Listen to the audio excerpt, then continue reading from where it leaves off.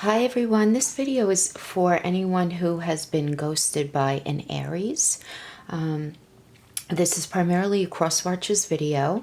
And guys, I do want to just say before we get into this, it's so important if you want the more of a full story for you to actually check out somebody's sun, moon, rising, and Venus, okay?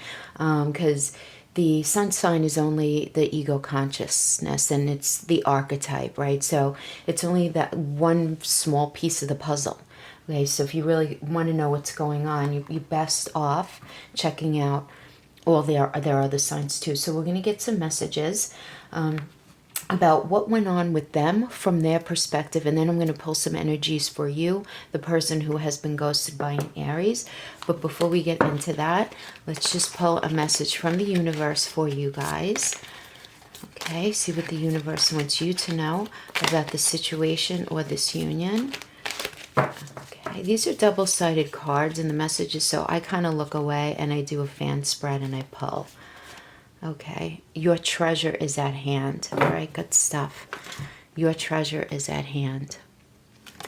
So on the back it says, sure, you can always find prettier, handsomer, skinnier, wiser, richer, younger, zippier, but more often than not, one learns the most, laughs the loudest, and smiles the widest with those they've already found, especially when they stop looking elsewhere. So this can be a message to you that, you know what, you were not appreciated in this union, and there is a treasure waiting for you, is how I'm seeing that. So that's how I'm understanding that beautiful message. Okay, so let's see what is happening. What was going on with an Aries who ghosted someone. I am never in support of ghosting. It's just unnecessary. There's cowardice in that. That's the... Now, it's far different if you're in a very toxic situation and you've tried everything else and this person is very bad for you and they're not leaving you alone. Then that's, every rule has an exception, right? No, let me cut.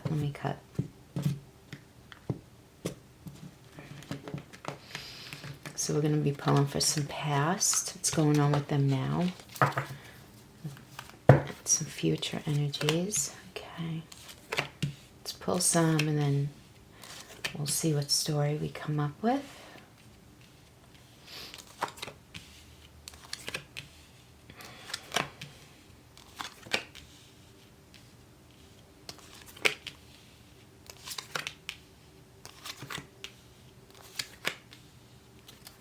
Okay. So in the past, we have the Four of Wands energy. Okay, so this is telling me that Aries was in a space of really feeling very connected to you, very in their heart space, their home space, because the Four of Wands is all about foundation. It is the engagement card, it's the marriage card, it's the let's go to this next level card, right? It's a very strong energy. It's digging those wands down into the earth and really making things happen. There's such a stability to four, right? So it represents it represents the earth, it represents all the elements of the earth. So I do get that they were in a very positive space with you, absolutely. And then we move into the Four of Pentacles energy. So the Four of Pentacles reverse. So this is, they went from feeling this beautiful space to suddenly feeling within the relationship either bored or that they were not getting their needs met. And this is the thing, though, it was very much in... They started to honestly believe that this situation was never going to happen for them, that this was an opportunity that just was not going to happen. And Pentacles is not only about resources, obviously it's about money, we all know that, but it's also about how we do connection, how we do relationships, right? It's that mental, physical, and psychological connection, right? It is actually how we do it. So, those of you who've been watching me know my spiel about the Four of Pentacles, where I call it my checklist card, because typically it is this idea of, if they don't do A, B, and C, then I'm not going to be able to be with them, right? And when somebody is that stringent in their thinking and that looking for stuff, you know what I mean? Like, so there are some people who just look for things. I get that Aries was kind of looking for something. And when people look for things wrong or look for things that are off, they're looking for excuses as to why they are feeling less than in the relationship, or maybe even went out, rather than looking at themselves. Because typically what I'm getting here is that Aries was not as ready for this relationship as they professed they were. Okay. And I don't even think they realized it. I think because normally with this Four of Cups energy, it's about unhealed scars that haven't really been addressed. But rather than addressing them, the person actually projects outward to try to validate their feeling of lack and their emptiness, projecting it onto the other person. So I do feel like those of you who were dealing with an Aries who went no contact, this was definitely much at play. Okay, so then we have the Three of Pentacles, and this person was very confused because they'd be there one minute, gone the next. I don't feel like this was a stable energy, as the Three of Pentacles is the archetype card. So this is about building connection and creating foundation. So we go from the Four of Wands to this very strong foundation to feeling the sense of lack in the relationship, being very picky about you, about your actions, how you're handling things that they're perceiving, at least in their own mind, even if they weren't verbalizing it to you, things that they found to be lacking. But I'm getting that it was really just only their issues within the relationship, with connection, with relationship, their own stuff. And then we go from strong to weak and confused back to strong. So this person was very, very confused, and it pushed them to the point of wanting something new, right? Because the Ace of Wands is, all right, I really want to start this new something, this motivation to move forward, to move away. Within the context of this spread, I'm getting that it was this feeling to move out of whatever cycle, out of whatever situation you guys were in. Okay. So now going into the present, we have the Six of Wands reversed. So this tells me that they are not happy, because Six of Wands upright is the card of victory and the card of respect and success. There's such a celebratory success vibe, right? It's like person's come back from battle, and and they're celebrating, right? And they're gaining respect for their actions. They're in a space right now of not feeling victory, of not feeling, they felt very disrespected by you. Okay, Aries felt very disrespected. Now, talking about the archetypes, right? Like I mentioned before, we are all of our signs, guys, right? I mean, our sun is our ego consciousness, our rising is our personality, how we present to the world, our moon is how we process emotions, our Venus is how we do connections and relate with money, Mercury is communication, Mars is how we resolve conflict. So we're all of these things, right?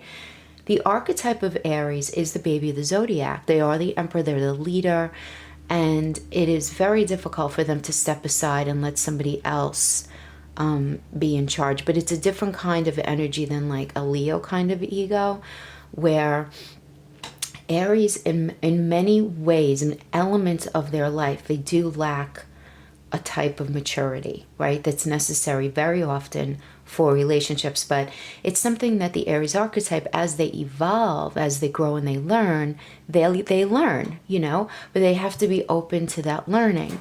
I get that they're feeling disrespected and that they won't have victory, but because of their own issues within a situation where maybe they weren't getting their way with you, or you were not being as agreeable about certain things, you just weren't being the way they wanted you to be, which we can say in, a logical mind is ridiculous, right?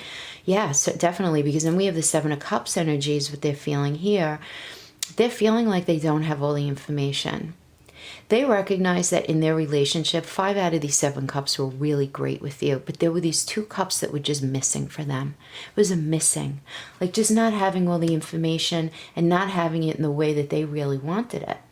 Because that's what that's about. It's about being in a place of wanting to feel, but feeling like there's something missing.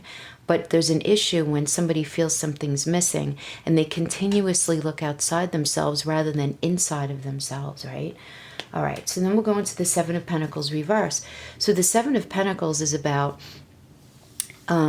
defending your own land and really working to build something. that is what the Seven of Pentacles is, this space of wanting to defend, you know, their own land. But what I'm getting they feel here in the reverse, with the reverse, is that they were tired of feeling like they had to defend themselves. They just didn't want to feel like this anymore. There were arguments happening that they were uncomfortable with, and they lost the gumption to argue their plight anymore, right, with you. They lost their gumption to do the connection. They lost their gumption to save the resources, make the resources happen, just make this next phase. Because sevens are all about building into this next phase. And with the Pentacles, like I said, it's not only resources, but it's how we do connection. And I'm getting that not having all of this information, feeling like something was missing more than anything, was really making them not want to stay in the situation. And then they got themselves. So this tells me that Aries was very much getting into a very me-centered state and looking at their own needs and focusing on what was not working for them and really pushing that front and center. And I feel like, just based on these cards, they were very much hyper illuminating anything that they perceive to be as a potential flaw in you. Even if it's not a flaw at all, it's just simply they were illuminating it. But I do get this lack of wanting to really, really look at themselves. So going into the future here for them, we have the Ten of Swords. There is going to come a point where Aries is going to have this moment, this awakening, because the Ten of Swords is, I can't do this anymore. I can't hold this mask up. I can't do it anymore. Right? I can't continue in this cycle. One sword at a time, over time, in their back. But I do get now, a lot of these swords were put in Aries, by their own mind, by their own misunderstanding of situations, by their lack of communication, by their own ego. And I'm not putting this all on anyone, because I think that when relationships end, it is a little bit of everyone, whether we like to admit it or not. Not that anyone deserves to have no contact in a crude way. No one deserves that. That is immaturity. But again, remember, we're dealing with the baby of the zodiac.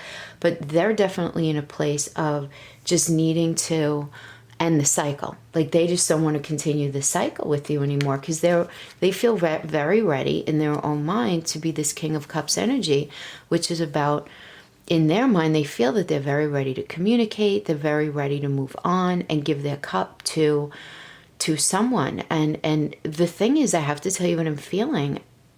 Okay, if this is resonating with you up to this point, Aries still has very, very strong feelings for you. And I do feel that they would like to give you their cups, and they would like to move forward and have that heart space home. The Chariot's a Cancer energy. It's about movement forward and making it happen, right? Is moving forward together on this path. It's the King of Cups. This is like, yeah, you know what?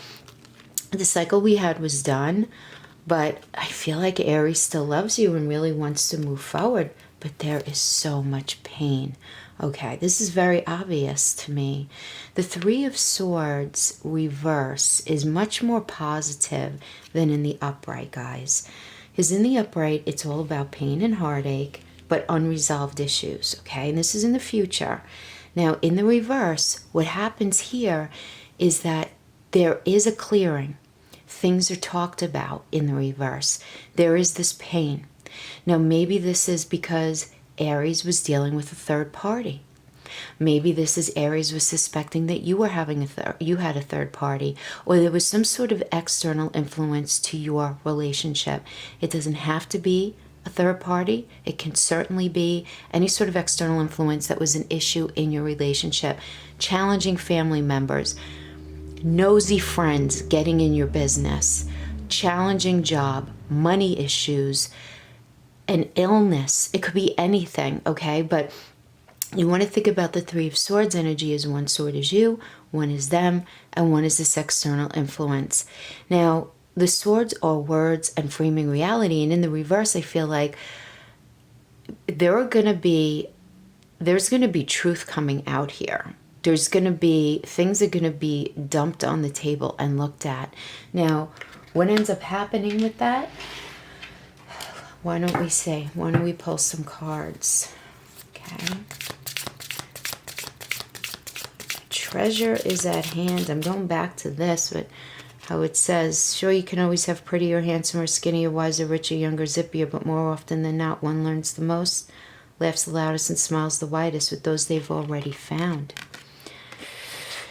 Yeah, so I don't know. I feel like Aries was like being very hyper focused on not your beautiful parts, but I feel like they're seeing that in themselves. So let's pull some energy for this Three of Swords. Let's pull some energies for this Three of Swords here in the outcome. Two of Wands, 10 of Cups, Six of Swords. Okay. So the Two of Wands is wanting to plan something. This is about planning. This is about feeling inspired to move forward and to be able to look at something new, all right? There's this newness to it. There's this planning. There's this plotting, but not in a bad way. This is about, you know, she's looking at the skull as for wisdom, right? Because there's an element of ancient wisdom in this skull and just really trying to figure things out and get real. Now we have the Ten of Cups, which is completely positive. This is, you know, a happy life card. Ten of Cups is about deepening. So it's a deepening of communication, commitment. It is a card of rekindling. This is one of the reconnection cards. One of the few reconnection cards out of the deck, I do have to say. But there's definitely deepening here. And then we have the Six of Swords reverse. So this tells me that, you know, they were in a space where they had to leave the situation.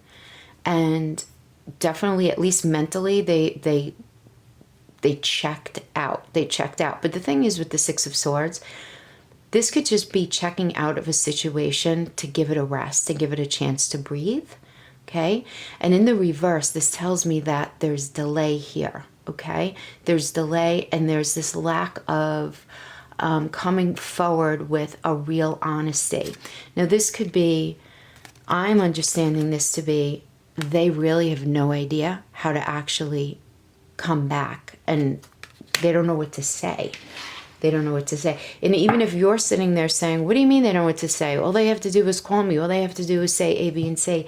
I'm getting that it's not so easy for Aries, I have to tell you. I get that it's not so easy. Yeah. Yeah. I mean, these are really, but I have to say, these are really very positive cards. The King of Wands is, you know, there's this wanting to just get things moving forward already, but they're in this hangman space where they really have like analysis paralysis for the whole situation because they are confused. They're confused. Should I go back? Should I not go back? You know, the Two of Pentacles is, you know, if you know in the typical Rider-Waite, it's the person, you know, weighing out the two. Should I do this? Should I do that? And, you know, in front of stormy waters, right? Which is emotions, being very confused, very conflicted. You know, should I be with this person or that person? Should I stay or should I go? Should I call them? Do I want to open up that can of worms again? I don't know. You know, how do I know if it's gonna, you know, work out next time? And the thing is, we never know these things. We never know, right? Sometimes you just don't know. You just don't know. But, you know, if Aries is evolving, because the evolved Aries they are the leaders of the zodiac. I mean, an evolved Aries. One in their low vibration is highly immature and they lack complete self-awareness. But the evolved one understands compromise, you know, and empathy. All right. Give me 3 final cards. Give me an answer about Aries. How are they going to progress forward? 5 of Wands. Temperance. All right. Listen. If this is resonating with you, very straightforward. All right. 5 of Wands is about having an argument that you feel like is actually not your argument. This is them feeling like they have been made to deal with something that's really not their issue. That maybe something was going on in your life that they feel like they had to receive the shitty brunt end of. Okay, so this could be, but it's definitely me feeling like them in a space of genuinely believing that the the issue you guys were fighting was because of your issues. All right, that's what the reverse means. It's like taking on an argument, taking on a fight that's actually not even your fight. It's like not even your issue, right? This can also be, if it's not that, it could also be them needing to recognize and make known to you that they really are tired of external interference in your relationship, whether it's your family, friends, whatever. They just don't like all of these external influences because they feel like it impacts you and it directly ends up negatively impacting the relationship. Then we have the Temperance card. Temperance is the alchemical card, and it's them being in a space of recognizing what you need, what they need, and what the relationship needs. But more than anything, Temperance is about forgiveness. It's about forgiveness.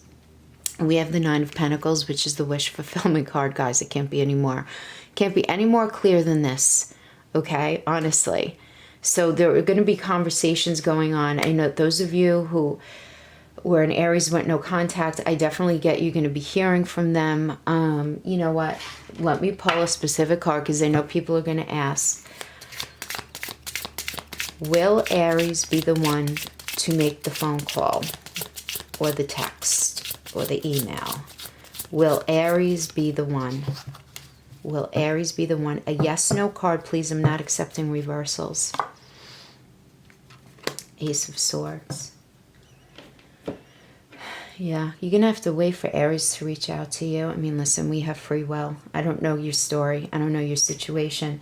If you feel like moved to actually reach out to them. But guys, I do have to tell you that typically in a no contact situation, a really great strategy is to just chill back and don't do anything. Stay off of social media references. If anyone asks you about them, just don't say anything. Just don't acknowledge, don't take the bait. Especially there are certain signs, and Aries is definitely one of them, where they need space to self-reflect, you know? And it's, if you pull away, that's going to give them reason to reflect a little bit more, rather than giving them this feeling like you're waiting patiently for them or whatever it is. You know, just so give them their space, move on, do you, do life. You can't wait that long. If you meet somebody else, do you, do life, right? I mean, you know, and maybe this treasure is somebody that you already know who's right in front of you, who wants to help you evolve out of this heartache, because it is very painful when somebody goes no contact. It's unnecessarily confusing, and there's nothing healthy about it. And even, you know, if you guys get back together, like that behavior, I highly recommend, should be one of the first things that's addressed, because that level of dismissiveness is disrespectful at best, you know? Yeah. All right, so this is what I have. If you have been ghosted, gone no contact by an Aries, I hope this was helpful for some of you. And I will see you guys next time. Until then, bye-bye.